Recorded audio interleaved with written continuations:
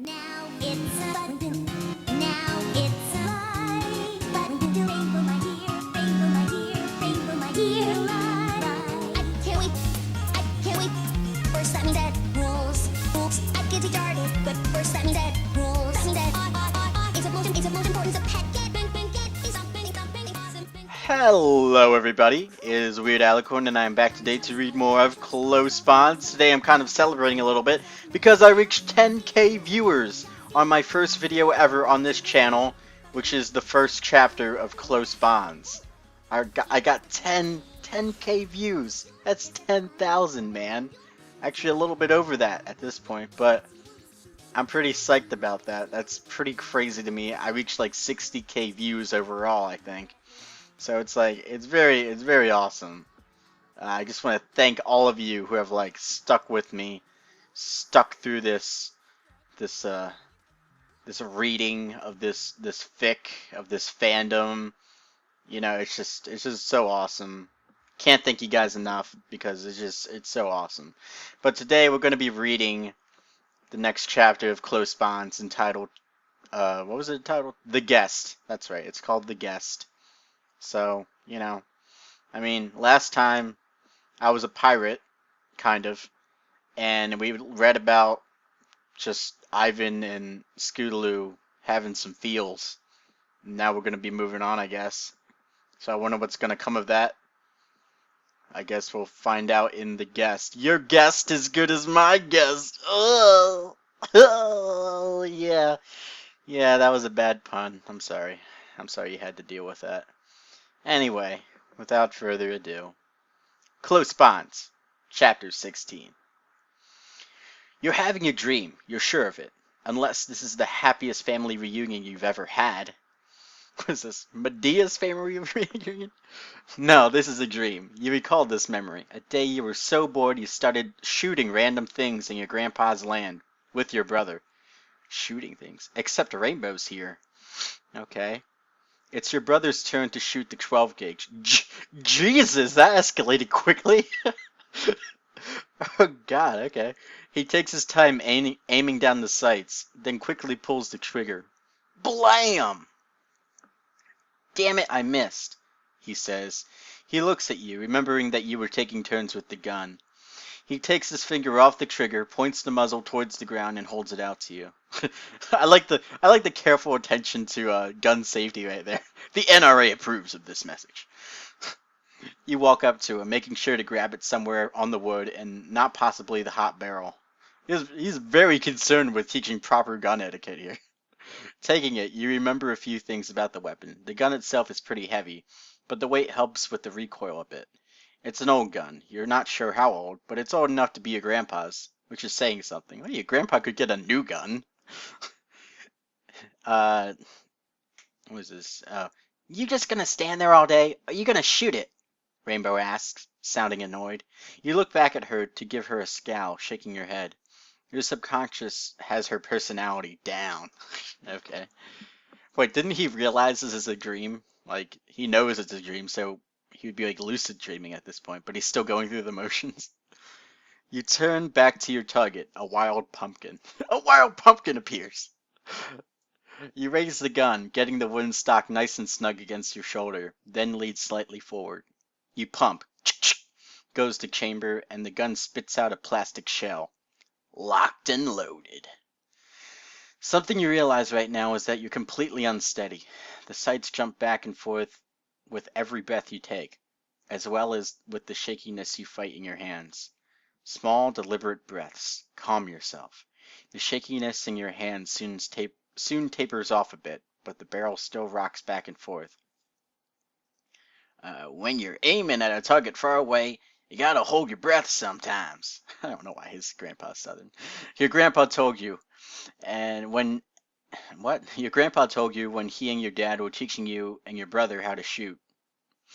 But remember, never to hold your breath until you found your target. Because when you're done out of breath, you shake even worse. And that just makes you look like a dang fool. He immediately burst into laughter after saying that. The rest of you just awkwardly watched him until he finally calmed down. Damn, if you don't miss him. What's taking so long? Rainbow yells again. I want to get my turn. Calm down. You don't answer. Simply line up your shots with the pumpkin your brother threw out on the range. What? You don't answer. Simply line up. That's a fragment. Grammar. Ugh. Alright, I'll fix this for you. Sneaky. You don't answer. Simply lining up your sights with the pumpkin your brother threw out on the range. You take a deep breath, then hold it. Blam! The gun rocks you, but you manage to hold the stock tight against you to avoid getting kicked. You watch the pumpkin off in the distance blow to pieces, the sound of shattering glass ringing all over the thunder of the shotgun. Glass? Why is it glass? What it's a wild pumpkin made out of glass. What? Or is that from the gun? I don't get it. Both of your companions cheer for you. You, however, are quite confused. You know you're dreaming, but that's not the sound of a oh, okay. Oh, okay. I was gonna say that's some serious that's some serious continuity right there. But no, it was supposed to be like that. Okay. I withdraw my previous statement about the glass shattering. You know you're dreaming, but that's not the sound a pumpkin is supposed to make. Even more peculiar that you're not even sure that sound came from your dream. Slowly, the world around you fades as you feel a frantic tugging at your arm. Ivan! Ivan, wake up! I think someone broke in. Your eyes open groggily. Huh? I heard glass breaking, like a window or something. You didn't hear that? You sit up, watching her curiously. Her eyes are wide, worried looking. Her ears constantly perk up and she keeps looking around. Yeah, maybe, I don't know. Are you sure it wasn't something from outside or something? You hear a thud from somewhere within the house. That's all you need to wake up. You reach under the bread. Bread? Whoa, okay. You reach under the bread. You reach under the bread! And you find the knife. No. You reach under the bed, hands fumbling around for the nearest weapon. Jesus, how many does he have under there? You feel something cloth-like and pull it out from under the bed. Smiling when you see it, you grasp the handle of Apple Bloom's present and slip it out of its sheath. She gave you a fucking sword? Jesus. What the fuck? God. For your birthday, Apple Bloom gave you a sword. God, a hoof-crafted sword, forged with heated iron and reheated again, or so she told you. The design is similar to a katana, with special consideration for the rounded handle so it would fit comfortably in the hands of someone who, well, had hands. The thing is light, sharp, and has excellent bounce. Not too heavy in the front, but enough to make it dangerous. I feel like I'm like reading the specs of like an RPG weapon. Uh, Applejack didn't quite agree with her younger sister's choice in gifts. Yeah, like who gives him a fucking sword for his birthday? You will be needing this. Applejack didn't agree with her sister's choice of gifts, but you congratulated Apple Bloom on her expert craftsmanship, rather.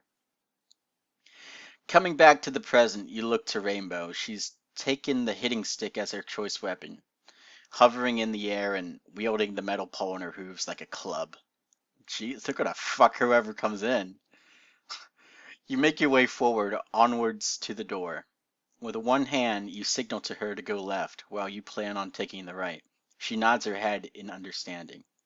Slowly, you turn the knob. The door opens. That's the sound of the door opening, creaking open. That sound is akin to nails on a chalkboard. You quickly swing the thing open. Both of you jump out into the hallway, poised and ready for an attack. Nothing so far. You look at her and she nods. Slowly, the two of you make your way down the hallway, eyes set on the passage that leads into the living room. Further inspection shows that this room is clear. However, the cold air blasting in through the window and the moonlight reflecting off the hundreds of glass shards buried in the rug are clear evidence of a break-in. Or maybe somebody decided to throw something through your window. It's really a bit far-fetched, but you approach the mess just to make sure. You feel a set of eyes burn into you as you bend over to inspect the glass. You signal to the mare behind you to stay on guard, then set down your blade and continue looking. A little way into the inspection, your eyes detect something dark by the couch, a small lump, razorly contrasting against the dirty white of your rug. Being careful to avoid the glass, you pick it up. A rock, of course. It threw a rock! You know what they say about ponies who live in glass houses. You shouldn't do that because the structural integrity is not very good. Anyway, uh, you raise the blunt object into the air for Rainbow to see. She notices you in her peripheral vision and moves to turn her head. She squints, trying to distinguish what it is you're holding. You see her eyes widen in realization, and suddenly they disappear. A loud whoomp sounds off as another, larger figure hops on top of her and pins her down. The blue mare cries out and swears, her voice followed by the sounds of struggling on the ground. Your heart jumps in your chest. You run towards the two, intent on prying the intruder off of Rainbow, and beating the shit out of whoever this is. As the shock subsides, you begin to realize that you don't care if it was Twilight that broke into your house. The only thing in your mind is one universal law. Nobody touches Rainbow, whether it be you or the pony in question who enforces it. A flare of pain slices into the sole of your foot, sending a jolt up your leg and causing you to fall. You manage to catch yourself on the edge of the couch, realizing that you're barefoot amidst the sea of that you're barefoot amidst a sea of broken glass. Yeah, it's not good. You can feel something stuck in your foot, consider trying to pull it out. But that thought quickly shrivels up when you hear Rainbow cry out.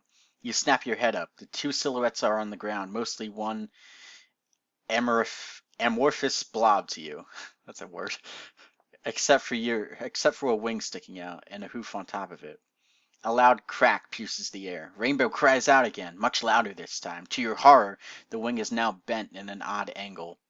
As the implications of what just happened set in, you cease to think. You no longer care about the burning in your foot. You can literally feel the glass shard wedging itself further in, but it's nothing more than a distraction at this point. The glint of apple bloom present catches your eye, and in your rage-induced frenzy, you snatch it up.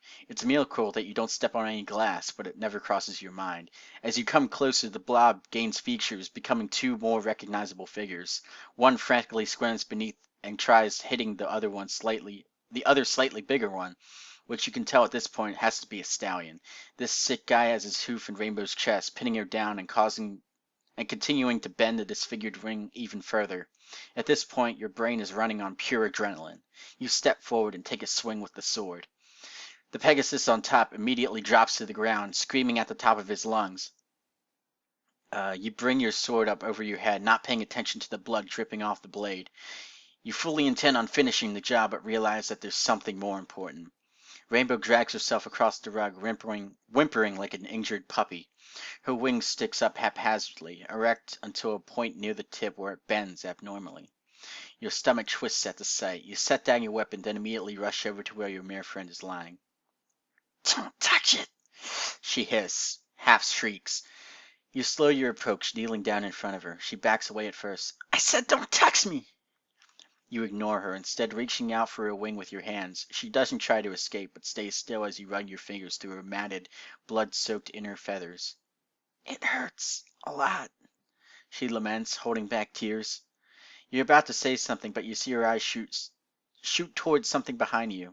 You turn around to see the burglar struggling to pick himself up. Your anger returns. You get up, walking over to stand over him. He sees your feet, then lifts his head until he's looking at you in the face. From his eyes alone you can detect fear, a mutual sense of hate for one another.